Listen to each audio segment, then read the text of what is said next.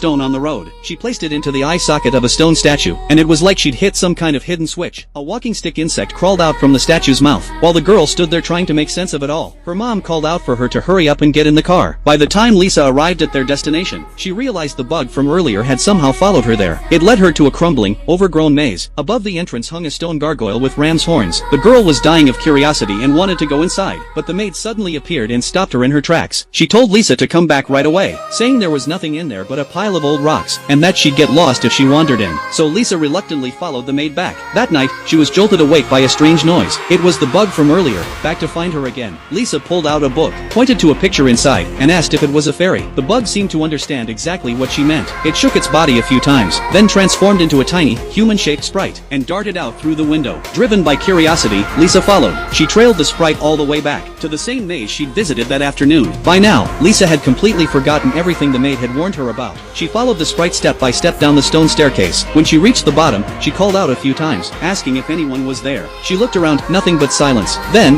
without warning, something emerged from behind her. A towering creature with the head of a ram and the body of a tree. Not wanting to frighten the girl, the creature quickly spoke up to explain himself. He was Pan, a god from the underground kingdom. He had once served the girl as her loyal guardian. Her father was the king of the underground kingdom, and her mother was the goddess of the moon. The girl herself was the princess of that realm. Longing for the world above, she had once slipped away to the surface, but the sun scorched her eyes, and she lost all memory of who she was. When Pan finished, Lisa didn't believe a single word of it. Then Pan asked her, "Take a look. Is there a crescent moon-shaped birthmark on your left shoulder? That's all the proof you need." Lisa thought to herself, she did have a moon-shaped birthmark on her left shoulder. Could she really be a lost princess, stranded in the human world? Pan then told her that to unlock the entrance to the maze and return to the underground kingdom, she would need to complete 3 tasks based on the clues in a book. He handed her an ancient book, and warned her, only open it when you're completely alone. That's the only way the tasks will reveal themselves. Lisa couldn't wait and opened it on the spot. The pages were completely blank. By the time she looked up, Pan had already vanished. The next day, Lisa seized the moment while bathing alone, and secretly pulled out the book she'd hidden in the corner. She opened it again, and this time, words had appeared. According to the instructions, she needed to find a withered old tree somewhere near the house. Inside the tree lived a massive toad demon that had been slowly killing the tree from within.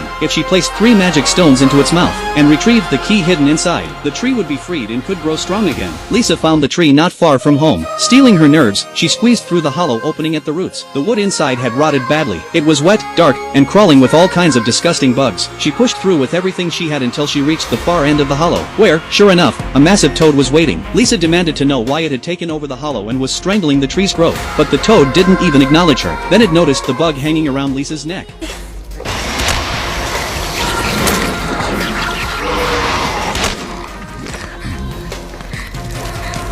So she slipped the 3 magic stones in among the bugs, and the toad swallowed them whole without a second thought. Moments later, its stomach lurched and churned violently, and it heaved up a pile of slimy gunk, and there it was, the golden key. That night, Lisa went to the maze to find Pan. Pan didn't ask for the key. Instead, he told her to hold on to it, because she'd need it for the next task. Then he handed her a piece of chalk, and told her that all she had to do was draw a door on any wall, and it would take her anywhere she wanted to go. He also produced an hourglass, and to help her complete the mission, he sent along 3 tiny fairies to go with her, because where she was heading was extremely dangerous. Pan warned her again and again. No matter how tempting the food looked inside, she must not eat a single thing. He also made it crystal clear that she had to get out before the last grain of sand fell, or she'd be trapped inside forever, with no way out. Once she had a grip on what needed to be done, Lisa drew a door on the wall with the chalk. She gave it a gentle push, and a long hallway stretched out before her. The hourglass began counting down. Lisa climbed up on a small stool and stepped inside. She made her way through the blood-red corridor, all the way to the end. There, she found a table overflowing with the most lavish spread of food she'd ever seen, but the creature guarding the room was absolutely terrifying. The monster hadn't moved an inch, so Lisa crept closer to peek at the plate sitting in front of it. Inside were what looked like the creature's own eyeballs. Grossed out, Lisa picked one up for a closer look, then quickly set it back down. She glanced around at the walls. They were covered in graphic paintings of the monster slaughtering children. In the corner of the room was a mountain of little kids' shoes. It was painfully obvious. Every child who had ever come here had been devoured. Lisa was absolutely terrified. She quickly released the fairies Pan had given her. They led her to 3 locks, and told her to open the one in the middle. But Lisa didn't follow their lead. She went straight for the one on the left instead, and pulled out the golden dagger inside. The task was almost finished. Lisa breathed a sigh of relief, and started heading for the exit. But then her eyes drifted back to the food on the table. She glanced over her shoulder one more time to make sure the monster was still asleep, then reached out, picked up a grape, and popped it into her mouth. And in that instant, the monster's hand began to move.